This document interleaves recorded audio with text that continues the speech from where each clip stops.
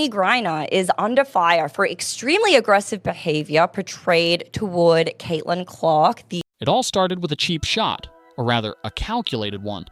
During what was supposed to be just another WNBA game, presents the woke trifecta in sports. She is black, she is gay. Brittney Griner threw a hard elbow at Caitlin Clark. That alone was bad enough. But what followed lit the entire internet on fire. Cameras appeared to catch Griner mouthing the words, "trash white girl," as she walked away. No denials, no apologies, no comment. And maybe the most deafening thing of all? The league said nothing. No statement, no fine, no suspension. In a league that claims to stand for equality and respect, silence has become the loudest response. But this wasn't just trash talk. It had edge, it had venom, and it had layers. Racial, personal, and institutional. But that wasn't the only bomb to drop. Caitlin Clark didn't ask for this spotlight, but she earned it. She shattered college records, brought millions of new fans to women's basketball, and now sits top 5 in MVP voting as a rookie. She's not just a player, she's a phenomenon. The face of a league many had ignored for decades.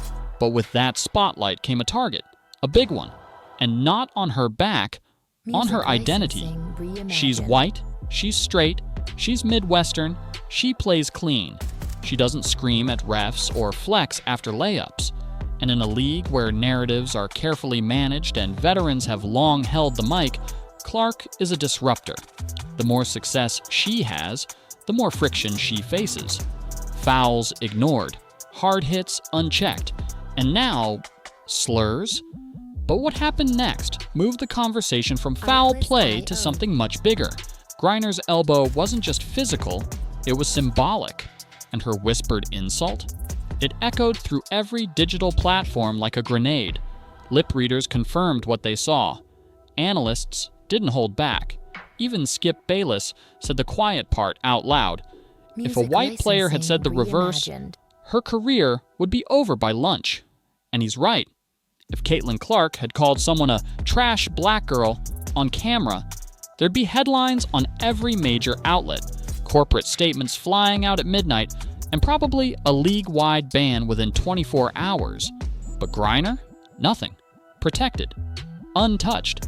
Shielded by a silence that's impossible to ignore.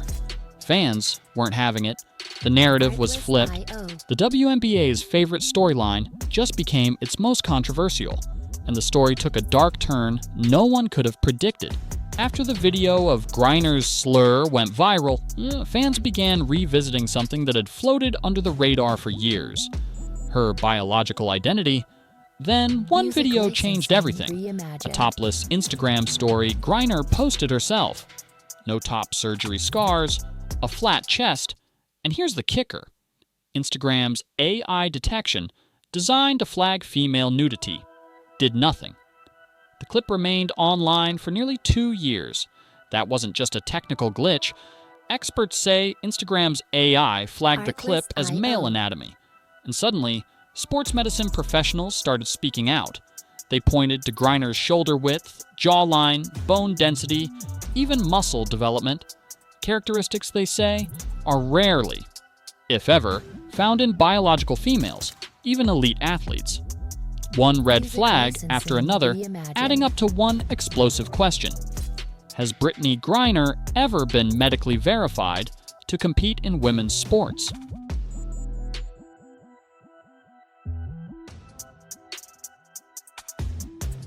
Doctors weren't making accusations. They were asking questions, and their concerns were damning. Multiple independent experts analyzed Griner's biomechanics, injury recovery patterns, and hormone indicators. The result? A growing consensus that her physiology does not align with typical female anatomy. Bone density, muscle resilience, recovery speed, all match male athlete profiles. Not even female Olympians display this combination. Then came the psychological layer. Mental health professionals pointed to the calculated way Griner attacked Clark. This wasn't heat-of-the-moment frustration. It was targeted, deep-seated, and it fit a pattern of behavior consistent with someone experiencing identity-related conflict. But the most stunning revelation? calls for full biological testing, chromosome analysis, hormone levels, bone structure, everything on the table. And the WNBA? Still silent. Artlist.io.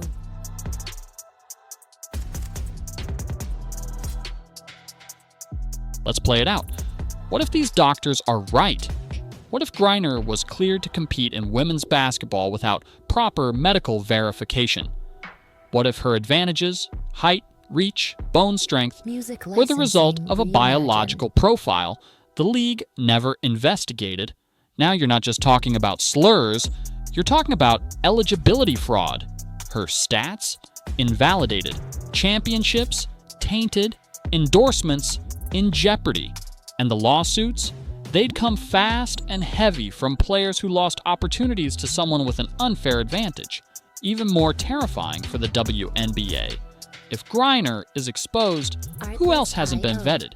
The entire integrity of the league could collapse. Every record questioned, every win re-examined, every athlete scrutinized. While the WNBA races to investigate vague claims about fans in Indiana, they're ignoring concrete, video-confirmed actions from one of their most prominent athletes. It's not just hypocrisy, it's systemic cowardice. This league claims to stand for equality, for safety, for protecting women. But when the abuse, verbal, physical, or institutional, is aimed at Caitlin Clark, they shrug. They post slogans and ignore substance. Meanwhile, Angel Reese reposts memes mocking Clark as a white girl running from the fade. Players foul her hard, trash talk her in pressers, refuse to acknowledge her greatness. But Clark? She stays silent, poised, locked in. She's being held to a standard that no other player is. And the message being sent is clear. If you're white, straight, clean-cut, and the league's biggest star, you better take the hits and keep smiling. Fans are waking up.